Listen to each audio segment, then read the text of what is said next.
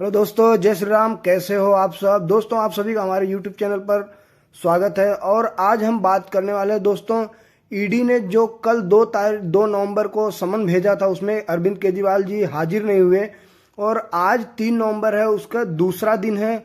और अब ईडी का क्या एक्शन होगा? और अरविंद केजरीवाल ने भी एक लेटर लिख के ईडी को कुछ अपने ना हाजिर होने के बारे में बताया है और उन्होंने कुछ सवाल जवाब भी किया है ईडी से। तो दोस्तों, इन सब पे हम फिर से आज एक बात करेंगे, विस्तार से बात करेंगे। और आप हमारे वीडियो को लास्ट तक देखना और वीडियो को लाइक, शेयर एंड सब्सक्राइब जरूर करें दोस्तों। कमेंट में जय हिंद जरूर लिखें। और इस पे अब अगर अरविंद केजरीवाल दूसरे समन पर भी नहीं आए तो क्या होंगे ईडी के पास विकल्प? तो दोस्तों, अब सवाल उठ रहे हैं कि ईडी के क्या क्या अधिकार हैं, वो कैसे यूज कर सकती है। इन सब के बारे में हम दोस्तों आपको बात लास्ट तक बताएंगे। आप वीडियो का एंड तक बनाए। तब तक मैं एक न्यूज का छोटा सा क्लिप लगाया, आप देखिए उसको। मुख्यमंत्री अरविंद केजरीवाल पेश नहीं हुए। शराब घोटाले में ईडी दिल्ली के मुख्यमंत्री केजरीवाल को दूसरा समन अब जारी कर सकता है। ईडी ने केजरीवाल के आरोपों को बेबुनियाद बताया। केजरीवाल ने समन पर दिए जवाब में नोटिस को राजनीति से प्रेरित बताते हुए कई सारे प्रश्न उठा दिए। केजरीवाल ने पूछा कि उन्हें किस नाते नोटिस भेजा गया, निजी एसएम के तौर पर, गवाह या संदिग्ध के तौर पर। केजरीवाल ने ईडी के समन को कॉफी लीक होने का आरोप बताया। देखिए एक विस्तृत रिपोर्ट।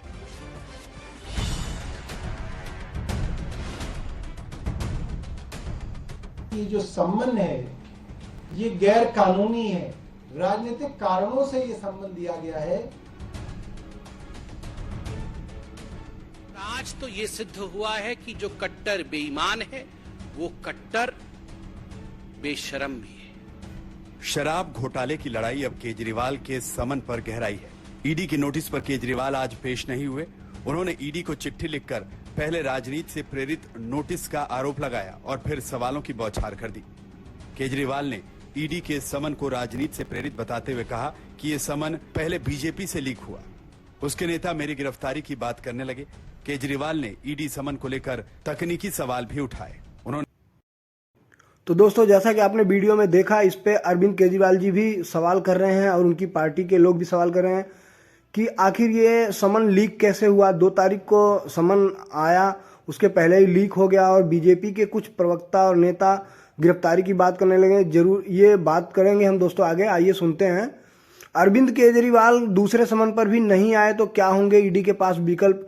ईडी के समन पर सीएम केजरीवाल के कड़े जवाब के बाद अब चर्चाएं शुरू हो गई हैं कि ईडी का अगला कदम क्या होगा।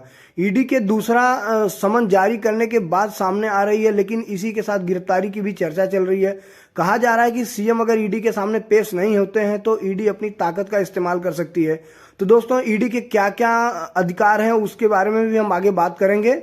आप वीडियो पे बने रहिएगा। और ये लीक कैसे हुआ इस पे भी हम आपको बताएंगे। दिल्ली की शराब नीति में कथित घोटाले के मामले में प्रवर्तन निदेशालय यानी ईडी ने मुख्यमंत्री अरविंद केजरीवाल को नोटिस भेजकर आज पूछताछ के लिए बुलाया था। हालांकि केजरीवाल आज ईडी के सामने पेश नहीं होंगे। उन्होंने ईडी को जवाब लिखकर जांच एजेंसी के नोटिस को राजनीति से प्रेरित और गैर कानूनी बताया। दरअसल ईडी शराब नीति घोटाले में मनी लॉन्ड्रिंग से जुड़े मामले की जांच कर रही है। चर्चा है कि जांच एजेंसी ने केजरीवाल को तलब करने से पहले सबूतों को इकट्ठा किया है। इस मामले में जांच एजेंसी पूर्व डिप्टी सीएम मनीष सिसोदिया और राज्यसभा सांसद संजय सिंह को गिरफ्तार कर चुकी है। दोस्तों, इस पे मैंने कल एक वीडियो बनाया है और अगर आपको और डिटेल में देखना है तो मैं उस वीडियो का लिंक डिस्क्रिप्शन में छोड़ दूंगा। आप जाके देख लीजिएगा इस वीडियो और उस वीडियो को मिला के सारे डाउट क्लियर हो जाएंगे। क्या होगा ईडी का अगला कदम? ईडी के समन पर सीएम केजरीवाल के कड़े जवाब के बाद अब चर्चाएं शुरू हो गई हैं। ईडी का अगला कदम क्या होगा? ईडी के दूसरा समन जारी करने की बात सामने आ रही है, लेकिन इसी के साथ गिरफ्तारी की भी चर्चा चल रही है। कहा जा रहा है कि सीएम अगर ईडी के सामने पेश नहीं होते हैं तो ईडी अपनी ताकत का इस्तेमाल कर सकती है। समन पर न पहुंचने पर क्या ईडी केजरीवाल को गिरफ्तार कर सकती है? इन सवालों का जवाब ईडी की ताकत और उसे दिए गए अधिकारों में छिपा है। दोस्तों, आखिर ईडी के ऊपर भी कोई होगा जो इनसे पूछ सकता है कि आप कैसे गिरफ्तार कर सकते हैं, या फिर इनके पास कोई ठोस सबूत होगा तो ही ये समन कर रहे हैं। और अभी ये गिरफ्तार नहीं कर सकते हैं, ये समन दे रहे हैं अरविंद केजरीवाल जी को। उसमें अगर कुछ दोषी पाएंगे तो ही कर सकते हैं, कुछ एक्शन ले सकते हैं। क्या है ईडी, कैसे करती है काम, आइए जानते हैं इस पे। ईडी एनफोर्समेंट डायरेक्टोरेट या प्रवर्तन निदेशालय यह वित्त मंत्रालय के अधीन काम करने वाली एक सरकारी एजेंसी है, जिसे खास तौर पर वित्तीय गबन या धोखाधड़ी की जांच करने वाली एक केंद्रीय एजेंसी के तौर पर जाना जाता है। यही जांच इस निदेशालय का प्रमुख कार्य भी है। आजादी के बाद 1947 में फॉरेन एक्सचेंज रेगुलेशन एक्ट विदेशी मुद्रा नियमन कानून बनाया गया था, जिस पर वित्त मंत्रालय के डिपार्टमेंट ऑफ इकोनॉमिक अफेयर्स का कंट्रोल था। साल 1956 में प्रवर्तन इकाई बनी, इसी में इकोनॉमिक अफेयर्स डिपार्टमेंट बना। साल 1957 में इसका नाम बदलकर डायरेक्टोरेट ऑफ इन्फोर्समेंट या एनफोर्समेंट डायरेक्टोरेट रखा गया, जो ईडी कहलाने लगा। साल 1960 में ईडी को रेवेन्यू डिपार्टमेंट में शिफ्ट कर दिया गया और तब से यह उसी में काम कर रहा है। दोस्तों ये एजुकेशनल के तहत भी आप इसको देख सकते हैं। ये पूछा जा सकता है आपको किसी भी एग्जाम में कि ईडी कब बनाई गई, कब सक्रिय होती है ED. ED foreign exchange management act FEMA के तहत कार्रवाई करती है। इसके साथ ही आपराधिक श्रेणी वाले फाइनेंशियल फ्रॉड और मनी लॉन्ड्रिंग से जुड़े मामले भी देख रही है। ईडी खासतौर पर prevention of money laundering act 2002 के तहत कार्रवाई करती है। दोस्तों ये रही ईडी के सक्रिय होने के कुछ इनमें रूल। साल 2018 जब सरकार ने देखा कि आर्थिक अपराधी काफी संख्या में देश से बाहर भाग रहे हैं, तो फ्यूजिटिव ऑफेंडर एक्ट लाया गया।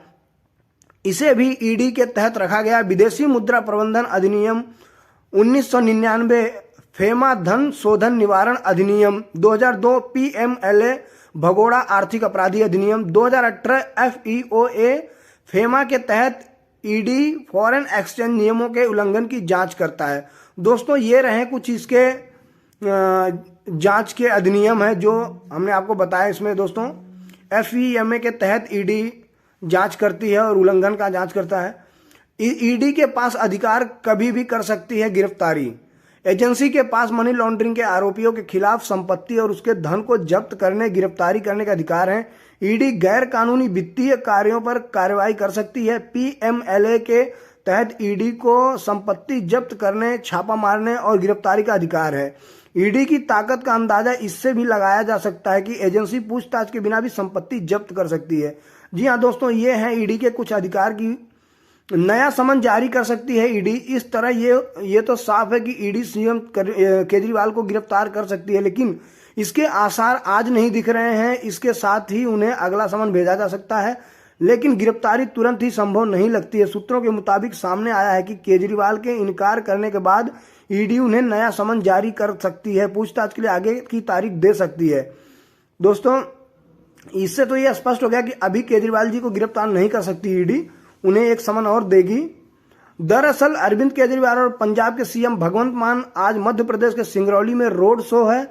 सीएम केजरीवाल ने ईडी के समन को गैर कानूनी और राजनीति से प्रेरित बताया है। सीएम केजरीवाल ने कहा कि बीजेपी के कहने पर इस नोटिस को भेजा गया है। नोटिस इसलिए भेजा गया ताकि मैं 4 राज्यों में चुनाव प्रचार न कर पाऊं। ईडी को अपना नोटिस तुरंत वापस लेना चाहिए। दोस्तों ये केजरीवाल जी की तरफ से बयान आया है कि वो चाह रहे हैं कि ईडी अपना नोटिस वापस ले ले और वो बता रहे हैं कि इसमें बीजेपी का हाथ है।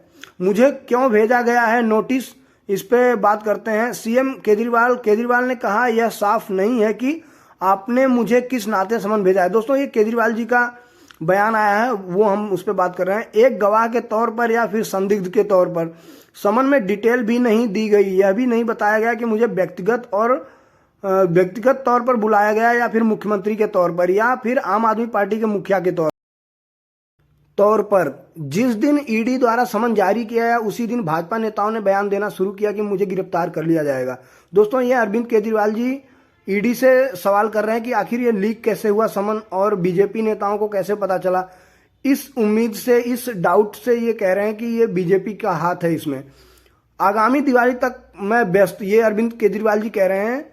उन्होंने कहा मेरी छवि को खराब करने के लिए 30 अक्टूबर की शाम को भाजपा नेताओं को ईडी समन लीक किया गया। 30 अक्टूबर की दोपहर मनोज तिवारी भाजपा सांसद ने बयान दिया था कि मुझे गिरफ्तार कर लिया जाएगा। मैं दिल्ली का मुख्यमंत्री और आम आदमी पार्टी का राष्ट्रीय संयोजक हूं और 5 राज्यों में चुनाव होने हैं जहां प्रचार के लिए मैं स्टार प्रचारक हूं।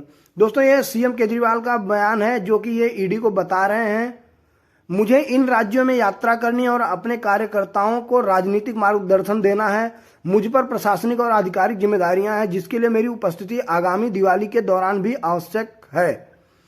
केजरीवाल ने ईडी से समन वापस लेने की मांग की है। इसके साथ ही समन को राजनीति से प्रेरित नोटिस बताया है। तो दोस्तों, ये अब केजरीवाल जी का भी जो उन्होंने कहा मैंने आप सबके सामने रख दिया है, और अब इसके ऊपर ईडी का एक्शन है कि वो क्या करती है, वापस लेती है या फिर से समन भेजती है।